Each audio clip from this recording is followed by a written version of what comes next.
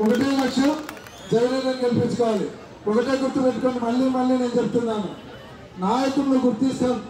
వాళ్ళు ఎక్కడో ఆఖరి సీట్లు ఉన్నా సరే నాయకులను గుర్తిస్తాం. ఎవరి కెపాసిటీ ఉంటే మాకు తెలుసు.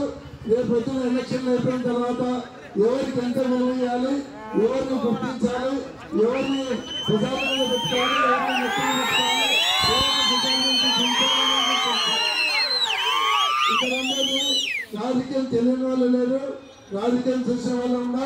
ఒక ఐఏఎస్ అధికారి ఉన్నారు, ఆయన అమాయకుడు కాదు, మాటలు చెప్పేదాన్ని ఈరోజు ఉంటాడు. రేపు ఆయన ఎవరికి ఎంత విలువ ఇవ్వాలి, ఎవరు ఎంత ఎలక్షన్లలో పనిచేశారు, ఎవరి కెపాసిటీ ఎంత అనేది అన్ని కూడా బుక్ రాసుకుంటున్నాడు. వాళ్ళకి తగిన గుర్తింపు తప్పకుండా ఇంచార్జ్ గారు ఇస్తారు. కాబట్టి ఈరోజు ఎవరో ఏదో చేశాను ఎవరు ఆందోళన పడకండి, శుభ్రంగా గెలుస్తారు. దయచేసి అందరూ కూర్చుంటే ఎందుకంటే వాళ్ళకి కనపడతాను. దయచేసి అందరు కూర్చోండి, అందరు కూర్చోండి, మన వాళ్ళందరూ కూర్చోండి.